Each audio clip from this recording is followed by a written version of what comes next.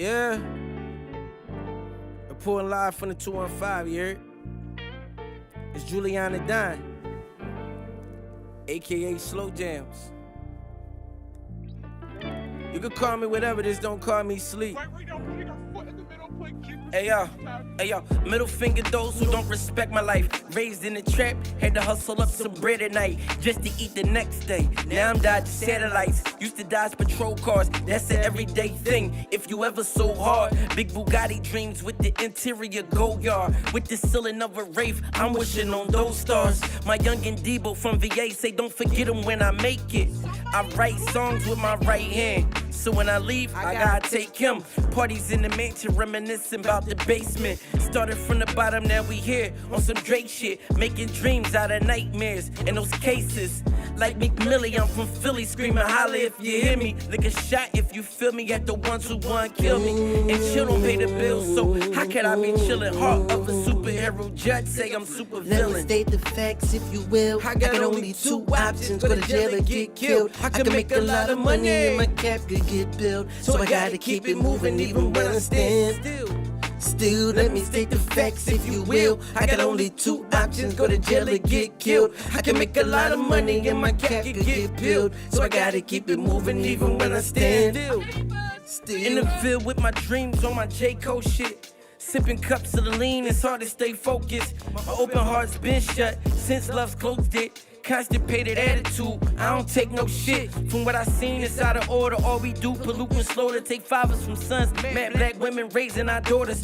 Moving too fast is why the hair ain't beat the tortoise. And that's equivalent to what history has brought us. It's what ignorance has taught us. Try to strip us of our importance. Take our land and then divvy it up in portions. Genocide and abortions. Broken homes for the orphans. I see royalty within them. They only see their misfortunes. Same thing our elders made. They tell us we can't afford them. Use us for entertainment cause they was dying of boredom. With the revival yet they decide to make a lot of his corpses reiterate their constant hate by putting Donald in office. Let me state the facts if you will. I got only two options, go to jail or get killed. I can make a lot of money and my cap could get built. So I gotta keep it moving even when I stand still. Let me state the facts if you will. I got only two options, go to jail or get killed. I can make a lot of money and my cap could get built. So I gotta keep it moving even when I stand still.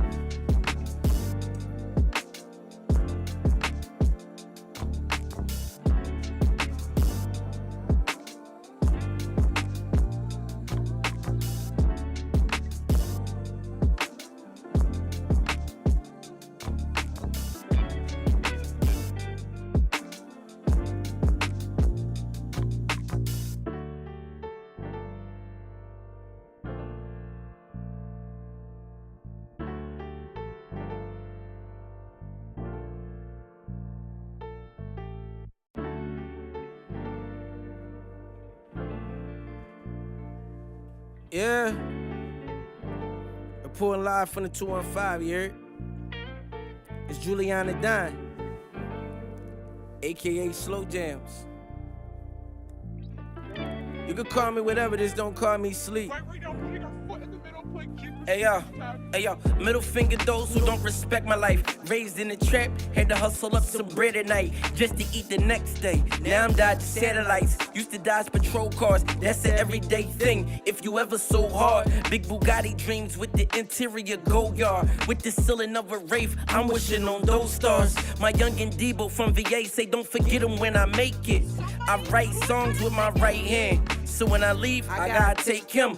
Parties in the mansion, reminiscing about the basement. Started from the bottom, now we here on some Drake shit, making dreams out of nightmares. In those cases, like Meek Millie, I'm from Philly, screaming holla if you hear me. Lick a shot if you feel me at the ones who want to kill me. And chill don't pay the bills, so how can I be chillin'? Heart of a superhero, judge say I'm super villain. Let me state the facts if you will. I got only two options, go to jail or get killed. I can make a lot of money and my cap could get built. So I gotta keep it moving even when I stand still. Let me state the facts if you will. I got only two options, go to jail or get killed. I can make a lot of money and my cap could get built. So I gotta keep it moving even when I stand still. In the field with my dreams on my J. Cole shit. Sipping cups of the lean, it's hard to stay focused. My open heart's been shut since love's closed it. constipated attitude. I don't take no shit from what I seen. It's out of order. All we do, polluting slow to take fathers from sons. Mad black women raising our daughters. Moving too fast is why the hair ain't beat the tortoise. And that's equivalent to what history has brought us. It's what ignorance is taught us. Try to strip us of our importance. Take our land and then divvy it up in portions. Genocide and abortions. Broken homes for the orphans. I see royalty within them. They only see their misfortunes. Same thing our elders made. They tell us we can't afford them. Use us for entertainment cause they was dying of boredom. With the revival yet they decide to make a lot of his corpses reiterate their constant hate by putting Donald in office. Let me state the facts if you will. I got only two options, go to jail or get killed. I can make a lot of money and my cat could get peeled, but I gotta keep it moving even when I stand still. Let me state the facts if you will. I got only two options, go to jail or get killed. I can make a lot of money and my cat could get peeled, so I gotta keep it moving even when I stand still.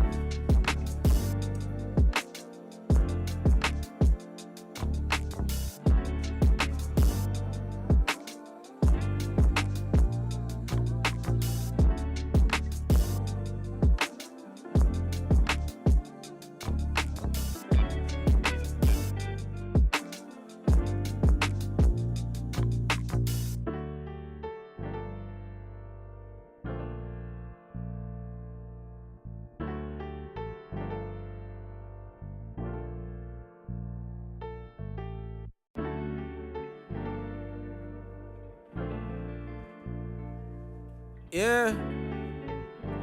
Reporting live from the 215, you heard? Hey, real talk though. I'd rather be unknown and know a lot of things than be well known and don't know anything at all. I mean, that's what makes sense to me, right? Like, that's the only thing that makes sense.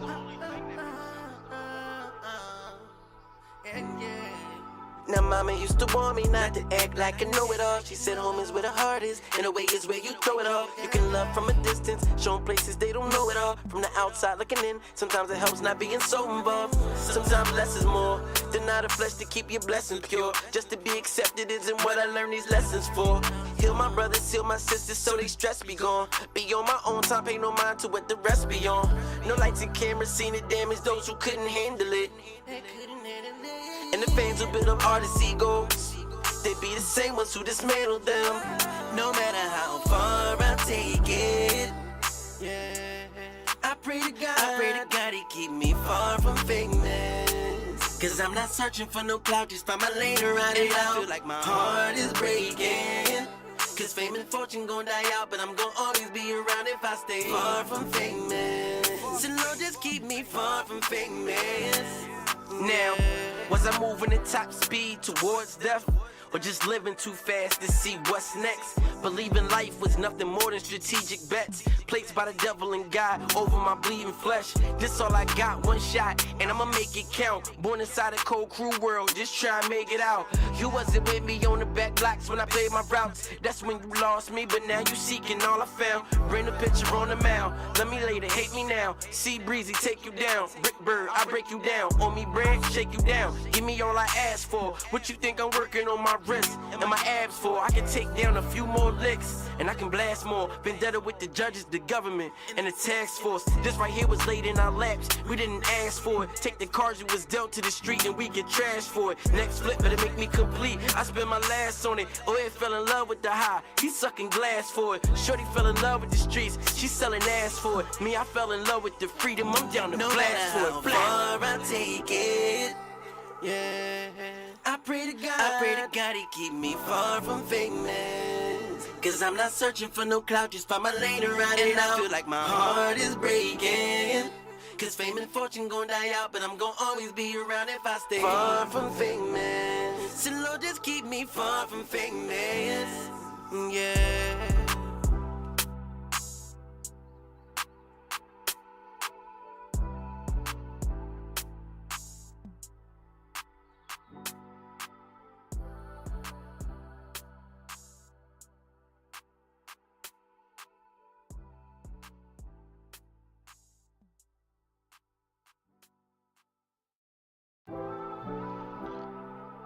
Hey, real talk though.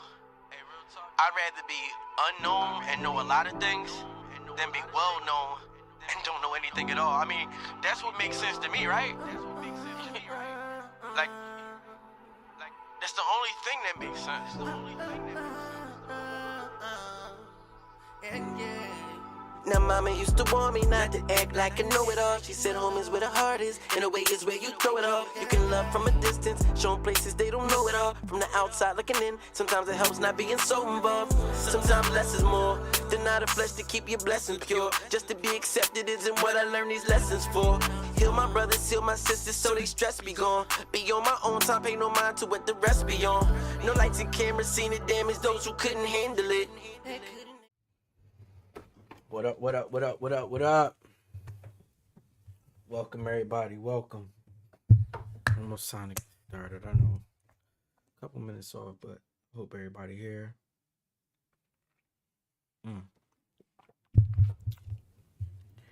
Got some good stuff going on, man. I know I took a little hiatus, a little week off and all that, but I wanted to take some time and just get things ready for y'all. I want to welcome everybody back. This is Far From Famous. I'm your host, Juliana Dine, aka Slow Jams 215. And I appreciate every single one of y'all that's here, whether it's on Bigo, whether it's on Twitch, YouTube. We ain't ready for Instagram and TikTok just yet, but it's coming. It's in the works. Instagram is like more on my end that is not together, and TikTok.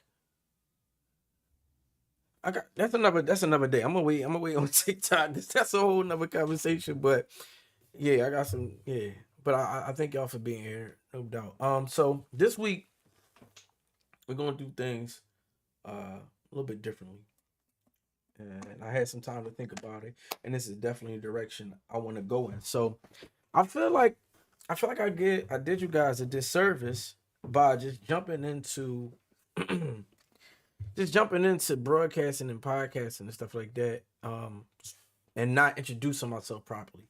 So, day one this week is dedicated to that. Actually, this whole week is, but this first day, we're taking a step back. So this week is hitting the reset button. You know what I mean? We starting at the very beginning, back to the foundation of it all, like how it all started, where I'm from, all that good stuff. You know what I mean? So getting down to the nitty gritty, give y'all a better understanding of who is talking to you. This is my number one reason for wanting to do that. I know something may come off like, oh, I've arrived, or like I got it, or like I'm fresh, and I know to a lot of y'all that don't know me, and even some people that do or may think they do, it's a fresh face. You know what I mean? You don't know the background of it, yeah, and I think that'll bring more clarity to why I speak a certain way, why I act a certain way, and why I conduct myself in a certain way. It's a lot behind that. So, jumping into that. All right. So the first, and I want people to have a better understanding of me. So to understand me, you got to understand where I come from. I am a Philly native, right? So let's talk about that. Me as a Philly native, right?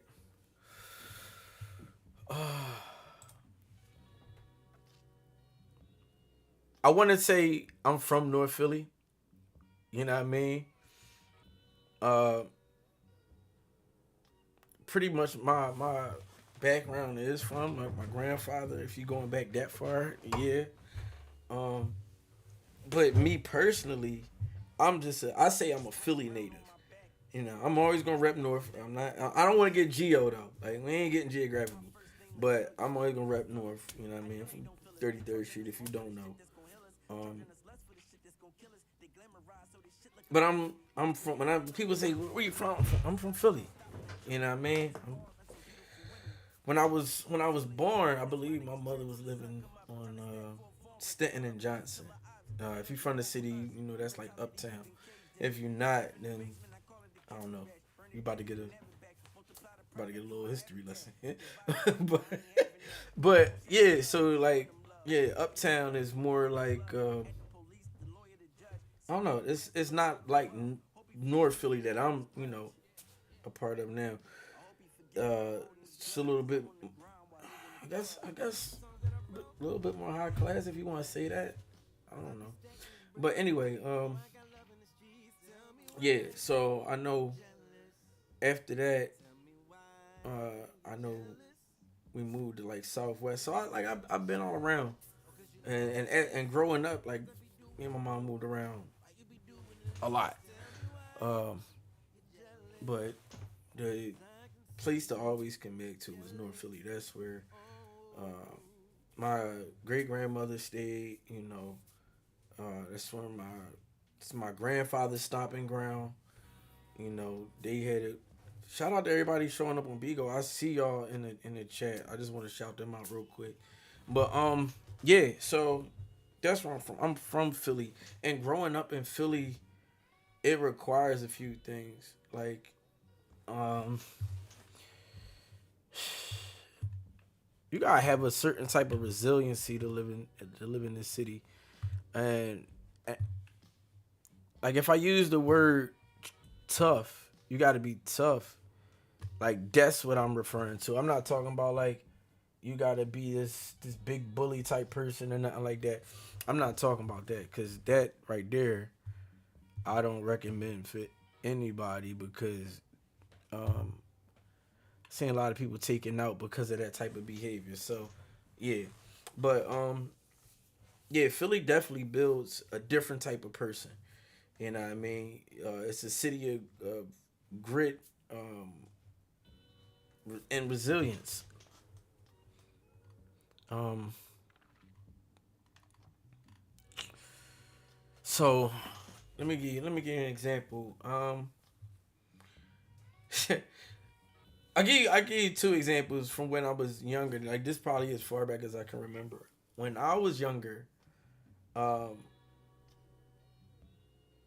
I think I was about like 5 or 6 years old, and there was a guy named Kingsley on my block. This is when I was living in Southwest, and this guy was the bigger guy. I think Kingsley was like 12 or 13. I'm not sure how old he was. He was older than me, and he just kept picking on me. You know what I mean? And I was the only child. I didn't have brothers and sisters like that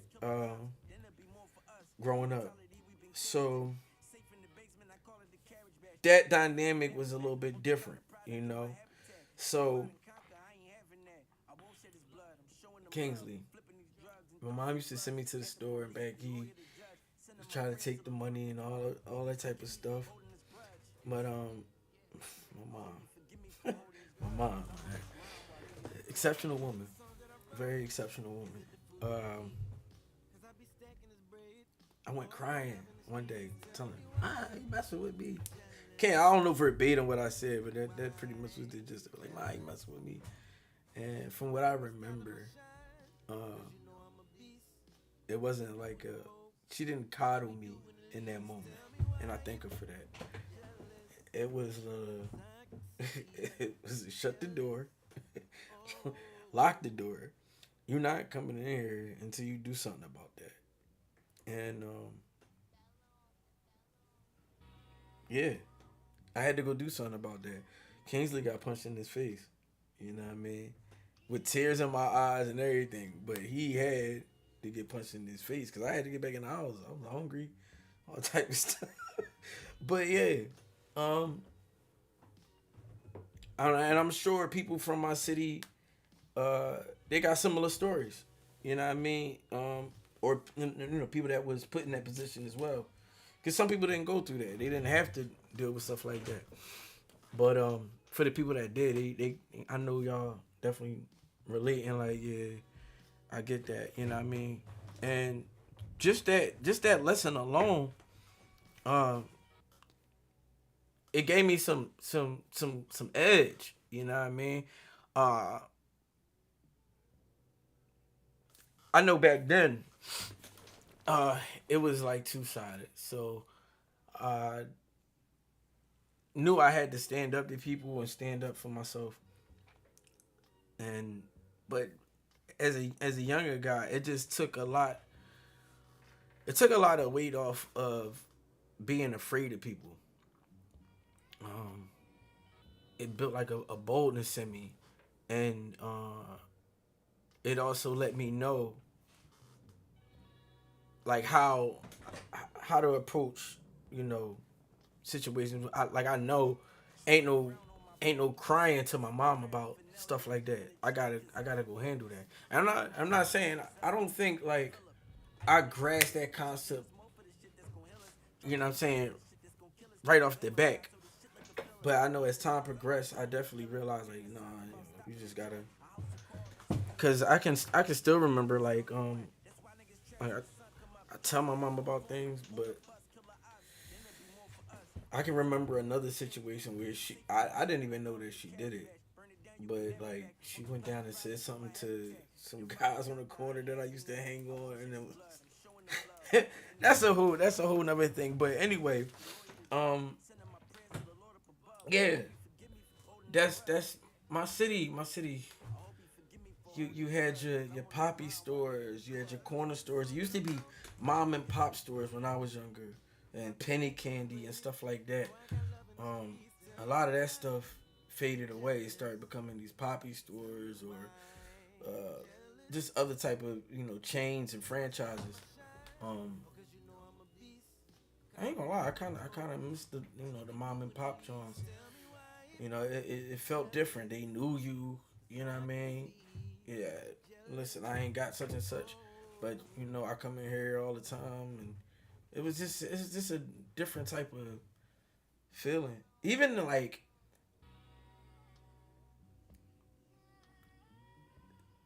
being in the city and seeing some of the things that aren't there anymore, um, is it's devastating to me.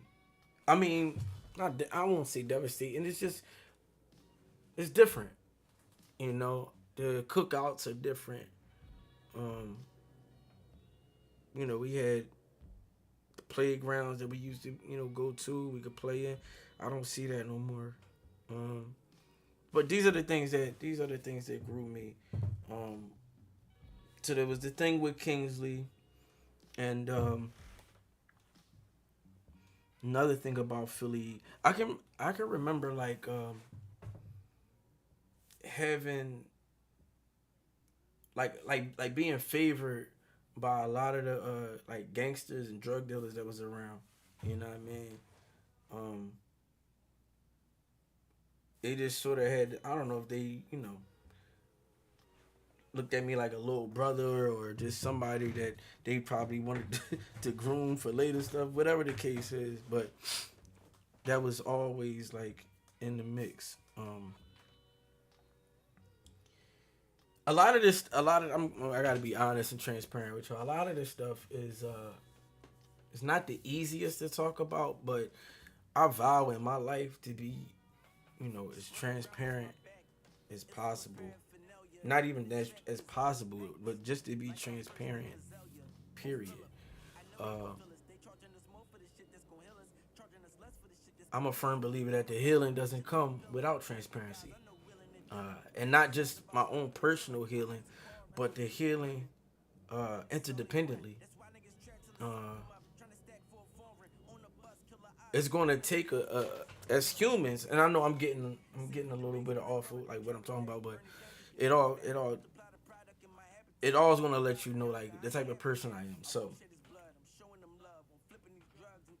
the way I look at it is like it's going to take a few of us as human beings to you know be brave enough to be transparent, even knowing that like it could cause ridicule. It could bring about somebody being ostracized or becoming black, whatever the case may be.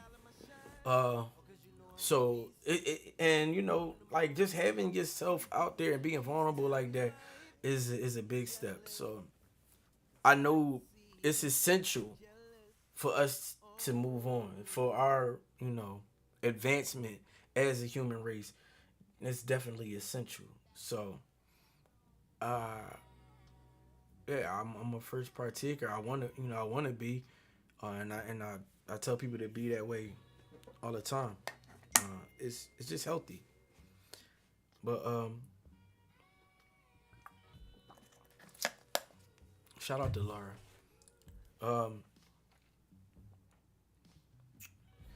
so yeah, I can remember like I used to play basketball a lot. I used to love to go to the courts. I know me and my stepfather would go. So about that, I was born Julian Curry.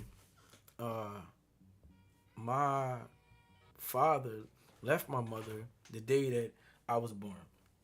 Um, I was resentful for a long time. I didn't really understand, and I had later had compassion because of a movie that I seen that helped me understand what he had going on. So he developed schizophrenia because somebody slipped him something after I was conceived, and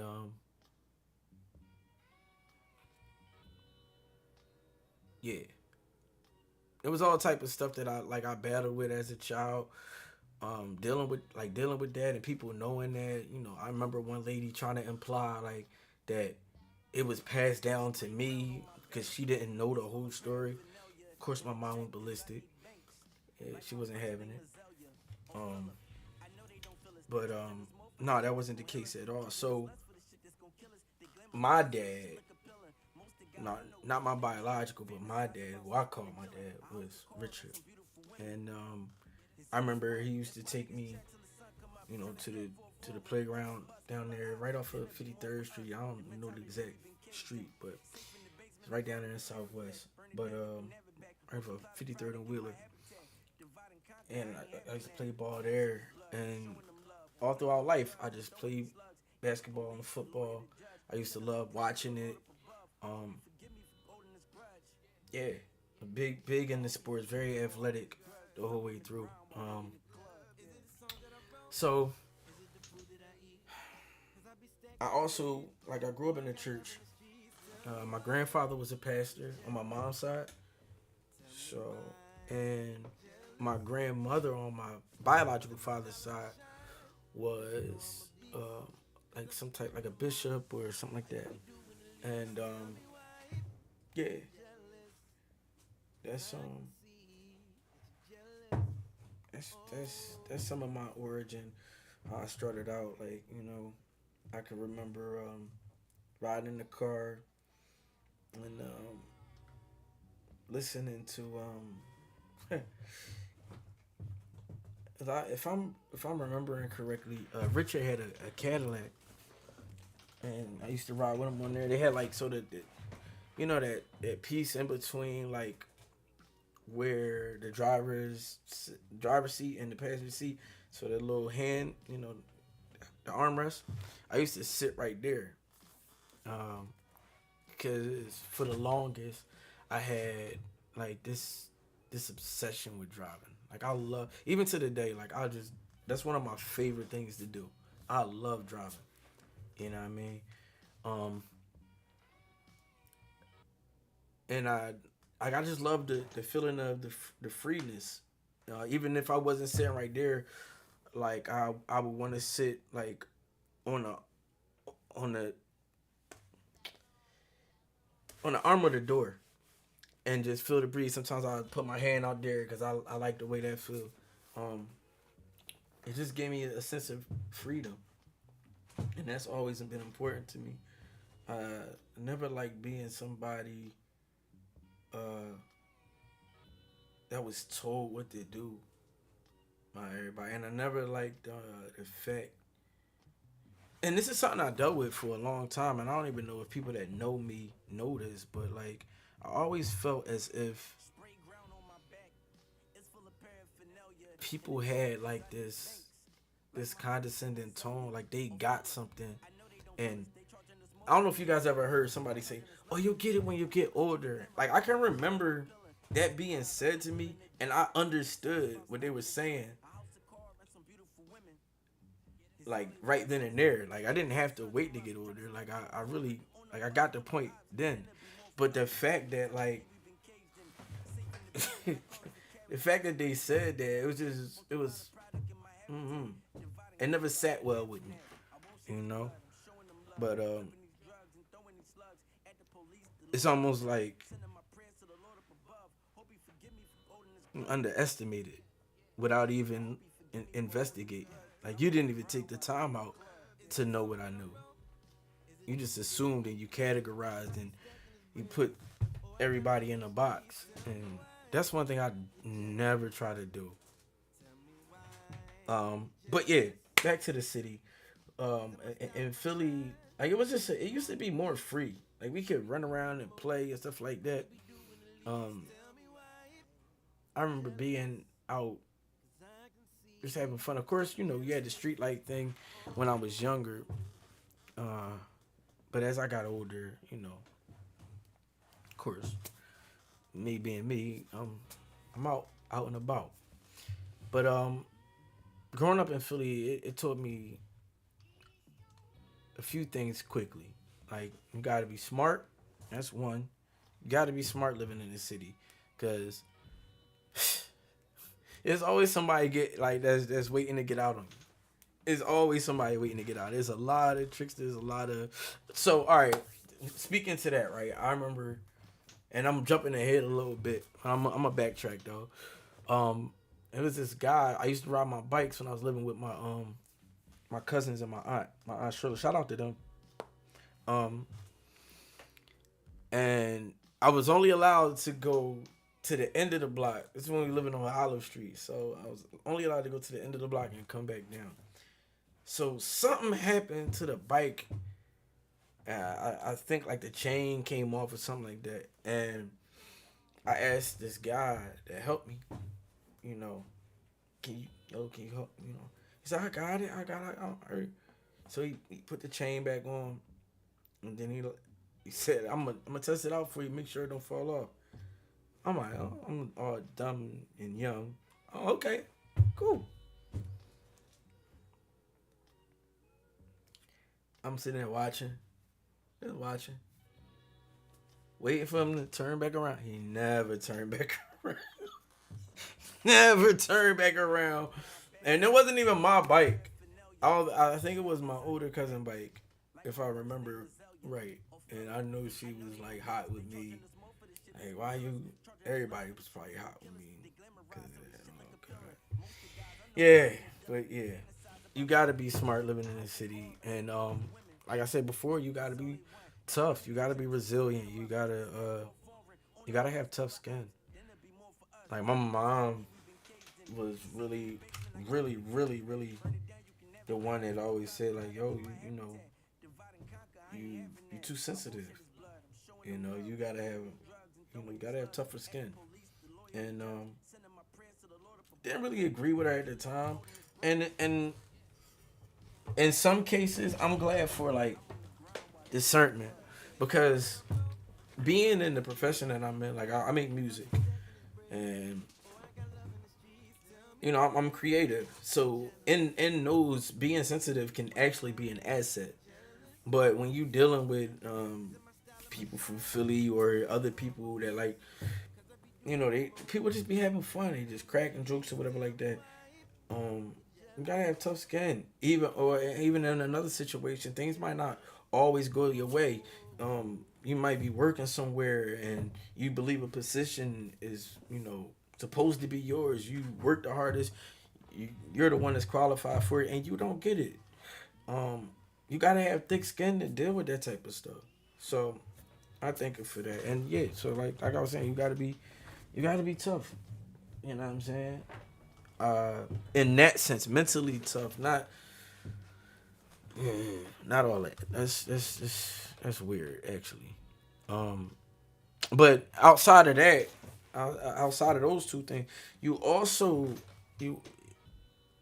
What else I learned was the power of community. Because I've been on both ends of the spectrum.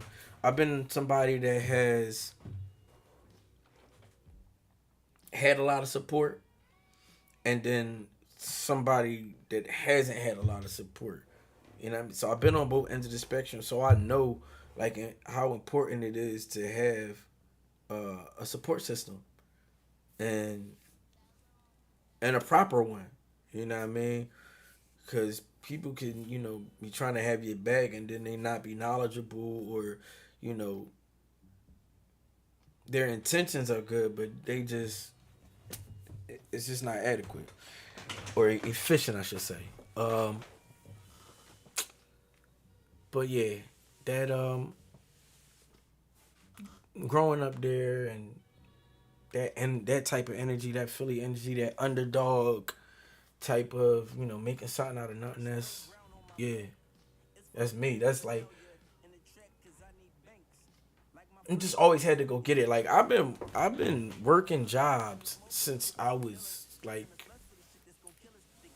8, 9 years old.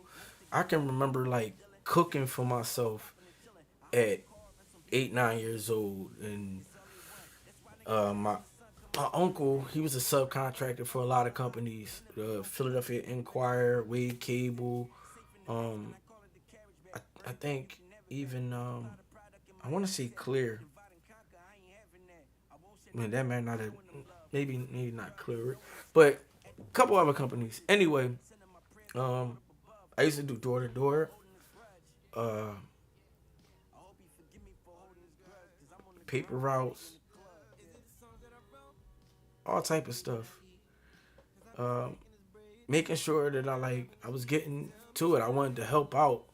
That was one of my big things. I seen my mother struggle a lot, and the last thing I ever wanted to be was like a burden.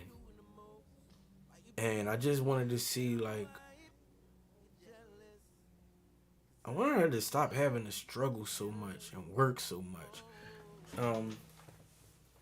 But yeah, that's always been in me. Just trying to make something out of nothing, So yeah, and actually,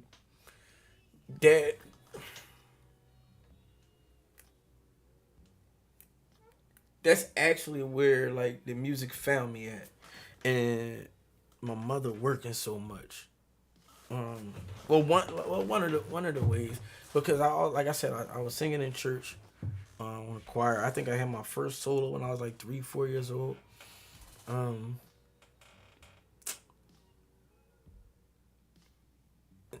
the song was, and it was Miss Cindy Scott. she was leading the youth choir. Her and Miss Joan Porter. I think Miss Joan started later, if I'm correct.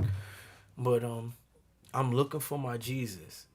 That was the solo I had, and I can remember being scared, and the advice was, there was a clock in the back of the sanctuary, and they said just look at the clock, sing what you're singing, and just look at the clock. And I can remember my mom, like coaching me as best as she could on like, how to hold the notes and where to sing from and stuff like that. So that was yeah. But outside of the church, I can remember like my mom being at work, or me being in a car with Rich, and just those old school songs like Harold Melvin and the Blue Notes, Stevie Wonder. I was a big Michael Jackson fan at a young age. That's another story. My mom got married to Richard when I was like 4, so that's like 88. And she said at the reception, she found me in somebody else's reception with a big crowd around me, dancing, doing Michael Jackson. It's somebody else's reception. I don't know how I got over there, what the heck was, but yeah, that's always That's always been a part of me. I love making people smile, laugh, and just have a good time. You know what I mean? It's important to me. Yeah. So yeah, singing was like a lot of times like when my mom was at work or like if I was by myself, um, which came a little bit later, you know what I mean, or if I got a chance to listen to records, that's what I was doing. Like that's what was growing me up. Um, that feeling of hearing the notes and the music, it was just it's euphoric. It was a euphoric feeling, and again, that feeling of freeness. It was just amazing to me to hear some of the things that people were doing, and then I seen like the reaction that these singers and bands and that the music altogether was just getting from people. I don't know. Early on, it was, I guess, a lot about it, acceptance. Uh, I liked, I liked the fact of people cheering me on. You know, man, and yeah, and being accepted. That was awesome to me. You know what I mean? That was a big part. Um, I done went on here, but yeah, the music found me. I didn't find the music. Um, as I got older, I can remember, uh, like singing in the church. So even from that point on, I know that my church had a choir director. Her name was Tamara Devlin, and she started with us when she was like 12, 13. And then she went away for a while, and I know my grandfather had brought her back in. But during that time, just seeing her, that was a big inspiration too, and how everybody loved her and accepted her. And I wanted to be like that. You know what I mean? I wanted to be like that. And again, the freeness, how it brought people closer to God. I seen music as a conduit to the Creator. To the Holy Spirit.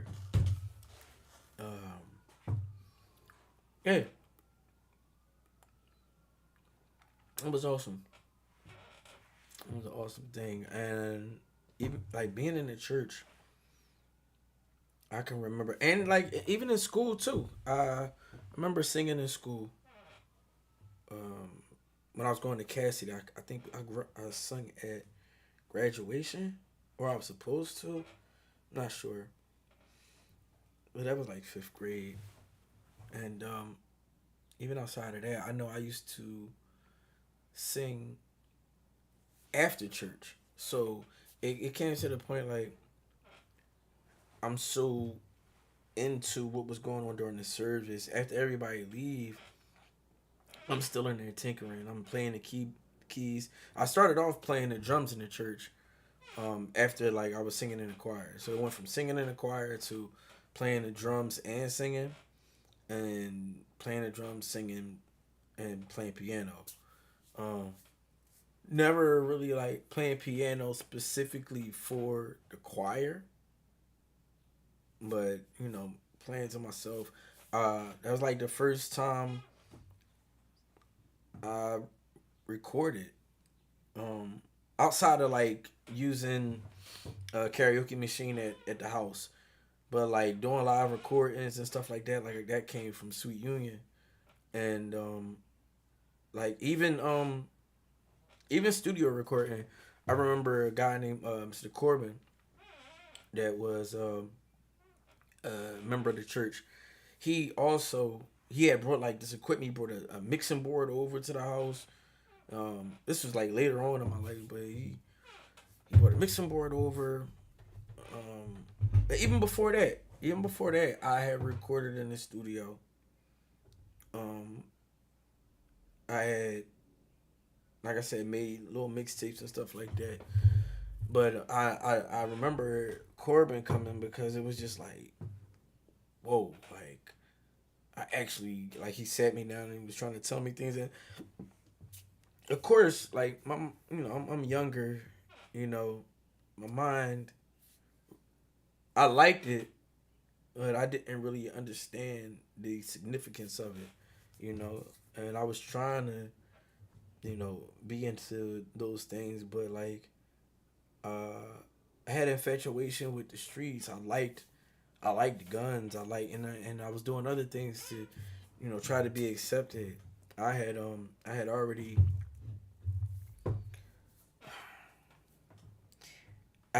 like, had sexual encounters, and I had already took my first puff of a cigarette. You know what I mean? I had alcohol by this time. I was like, and yeah. So my mind was a whole lot of different, places, and I can even remember like doing like a garage band type thing with a couple of my friends. I forget his last name, but I know his first name was like Mark, and then there was another guy that I was in. He had drum set in his garage. I used to go over there, and so I started listening to Green Day, and I'm listening to the Fugees, and who else? Big Pun, Red Mint, Blase. I'm listening to all these guys. I wasn't really supposed to be, but that's a whole nother show. We gonna get into that. But yeah.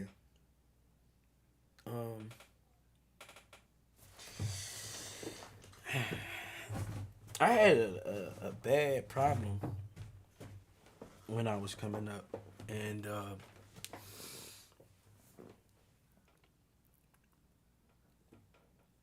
mean, I've had it under wraps for years now. Like, I don't get into that no more. It's been over 10 years since I've ever done something of that nature. But I used to have a real problem with my hands and taking things. You know what I mean? Layman's terms, I was a thief.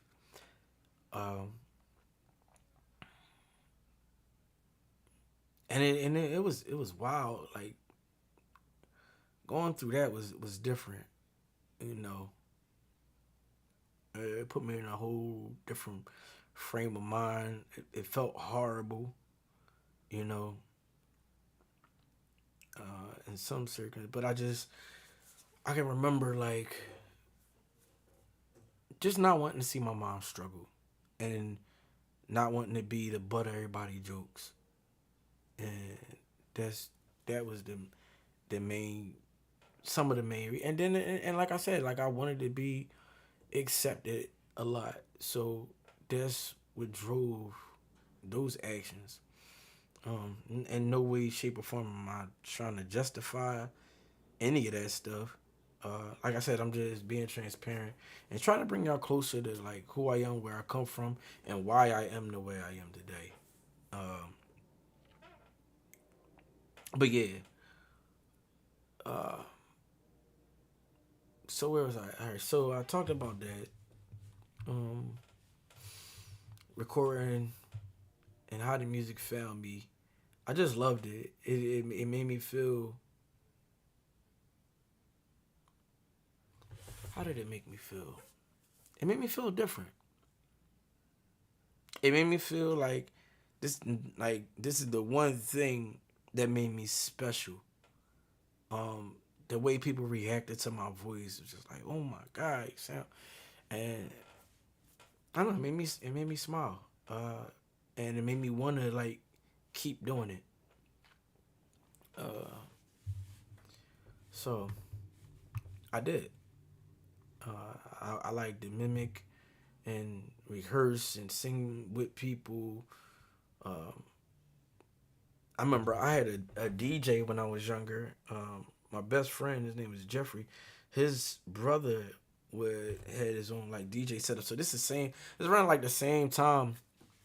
Corbin had introduced me to that. You know, the mixing board and all that type of stuff. And Deacon Herman, who I call Uncle Herman, he like helped me with the live recording type stuff.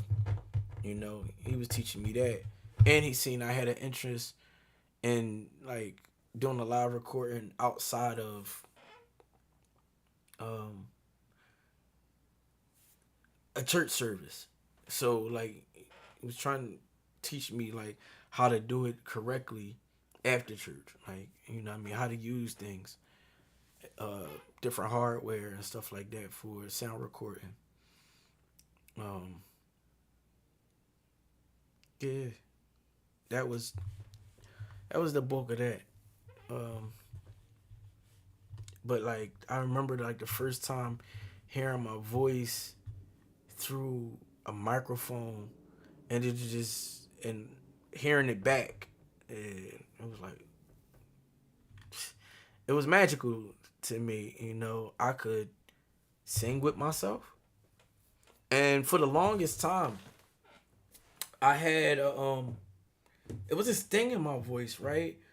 Where, and I felt like it had to be corrected, but if I knew what I knew now, that wasn't something that had to be corrected. It was like a duality in my voice. Like I could sing two different frequencies at one time. You know, over the years, it wasn't that way anymore. But yeah, making music and making songs and stuff like that is like the first time I felt like I could make something like real and something that it was just mine to myself. You know, like nobody could take that from me. But yeah, a lot of those people that I named, like Lauryn Hill, who was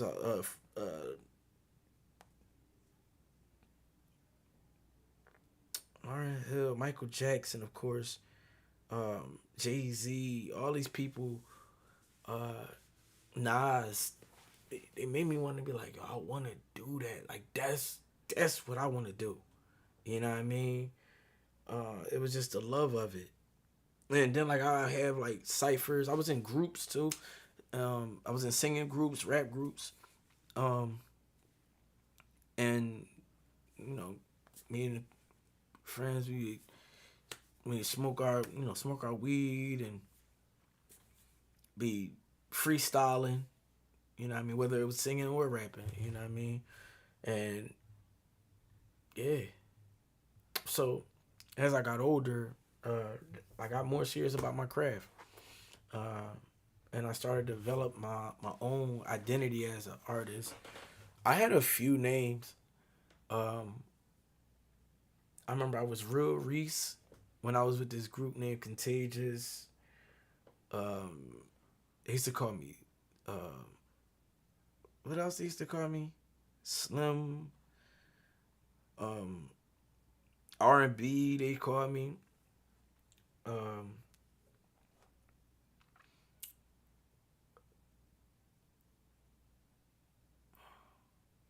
But that's where my I got like two names now that I go by. It's Slow Jams and Juliana Dime. If you want to find like my stuff though, it's Slow Jams 215, and then it's Juliana Dime Philly. That's me specifically.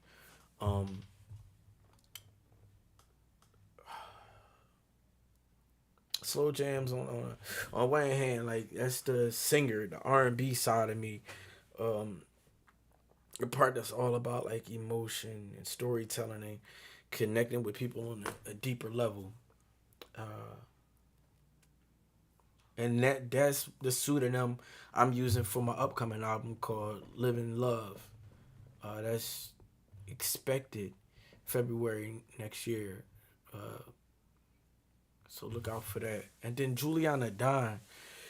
That's the rapper, the engineer, the strategist. That's the determined, focused side. That's like building from the ground up.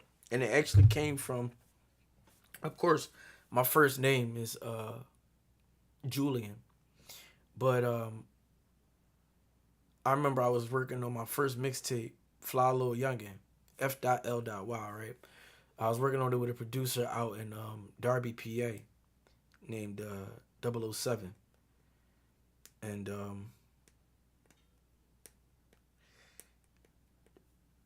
God rest his soul, guy named Damon Guy. His name was Damon Guy. He used to come in the studio. He had a label. It was named something else. I can't remember his old label, but he started managing me. And my old manager, God rest his soul, Damon Wilson, he had introduced me. You know, he's like, yo, I want you to meet this guy. This is somebody, you know, you could work with. And so he introduced me to him. And just he's at every studio session. I just remember because the way I met 007 was through old acquaintance of mine named Nooch. And I can remember Dame coming in. He started calling me Juliana Dime. It's Juliana Dime. You know what I mean? I guess he liked the way that it rhymed, and it felt good. It even felt good for me, like even going out and saying it. But yeah, that was a different time of my life as well. I can remember going out and performing, and yeah. I can remember going out and performing and people saying it, you know what I mean? And how they would bring me out. Juliana died. I even had a little thing I would do like in the beginning of my songs, like Juliana died. That was my little tag, whatever. But like, I don't know. But don't think like I was singing and stuff with that name too. But we can take every chance we can to breathe. But as time progressed, it was like I wanted to in totality like have something to differentiate. You know what I mean? Because I kind of got the Slow Jams name the same way, but not that same way. So it was a producer I was working with named C. Merkel. Shout out C. Merkel. He was down in Southwest, and this is after I was managed by Dutch from Major Figures, the group that Gilly was in. Back in that was before I started doing time and stuff like that. He would take me around the block. Yeah, this my new artist. And I had a song I would sing back then called Chinese Stores. And he would just always tell me to sing that joint. You know what I mean? Like that was the one he liked the most, Chinese Stores. And yeah. And it was nothing for me to freestyle either. Like I used to freestyle all the time. But yeah, that's how I got. That's how those names came about. And I don't know, like building a brand now. It seemed like Juliana Don. You know what I mean? Of course, like it's more like heartfelt for me. You know, because it came from somebody that. Not only was he like a manager, but I remember for my 25th birthday, he made me co-CEO. Like I signed the paperwork to become co-CEO of Big Guy Entertainment, which was a label that he started back then. He's the first person to put me on to ASCAP, and I've been a member of ASCAP for almost 20 years now. So and that's because of him. I wouldn't have known anything about that if it wasn't for Damon God. So yeah, Juliana Don. It is. I hold that near and dear to my heart. You know. And like, as for like moving it into the business part, yeah, it's just stamped like that now. The artistry, the ambition, it's all housed under like my new company, Brains Before Brawn. Like, this is where it all comes from. You know what I mean? All of those things mixed. We going like dive deeper into like the holes and the gaps later on. But I feel like this is a good foundation, and I should have did this from Jump Street with you guys before, you know, getting into the productivity hacks and you know, the other structure. But you know, everything happens for a reason, and I hope that you guys continue to rock out with me. Like I said, this will be daily, 4 p.m. Eastern Standard Time. Twitch, YouTube, Bigo, Stereo. Come find it. Whatever way you got to, it's there. I'm here. In the world, and well, I let me get the why I named Brains Before Brawn, Brains Before Brawn. But the specific, one of the specific reasons is we got a world and an industry that often glorifies toughness and force. And I believe the real power is in your mind. It's about strategy, intelligence, and outthinking yourself. So Richard had this thing he used to tell me, think before you think. So if you can, before you can even think of like outwitting any type of competition or anybody opposing you, the real battle was in your mind. My mom put me onto a book a long time ago by Joyce Meyer, The Battlefield of the Mind, and that's what like propelled me into living by that philosophy. You know, just thinking, you know, before you think, and winning that war with yourself, because we all got a choice. You know, that's the two things that I believe are constant, and that's good and evil. They are the two constant things in this world that we can be sure of. Yeah, and I war with that, you know, in my mind every day.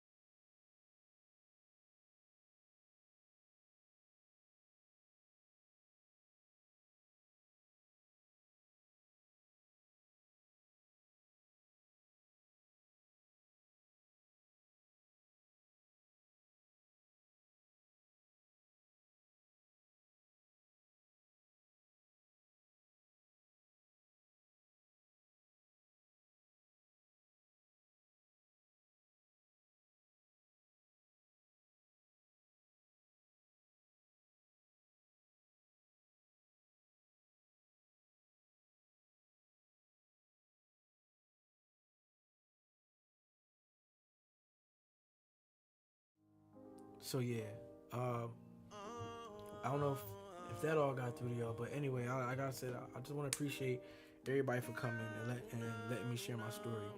Tomorrow we gonna get into the next chapter, the setbacks, the struggles, and the lessons that I had to learn the hard way. And you don't want to miss out on it. And I want to thank everybody that came today and the people that's just gonna watch this later on.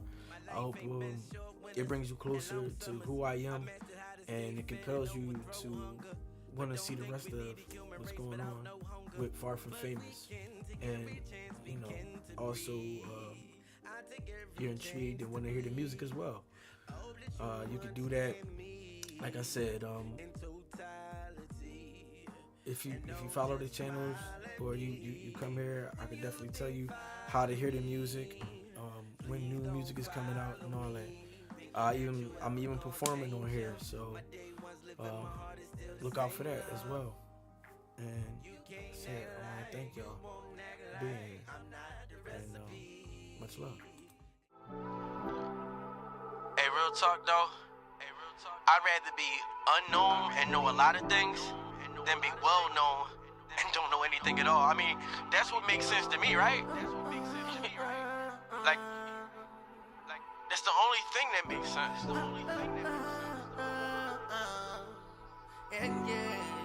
Now mama used to warn me not to act like I know it all. She said home is where the heart is, and the way is where you throw it all. You can love from a distance, show 'em places they don't know it all. From the outside looking in, sometimes it helps not being so involved. Sometimes less is more, deny the flesh to keep your blessings pure. Just to be accepted isn't what I learned these lessons for.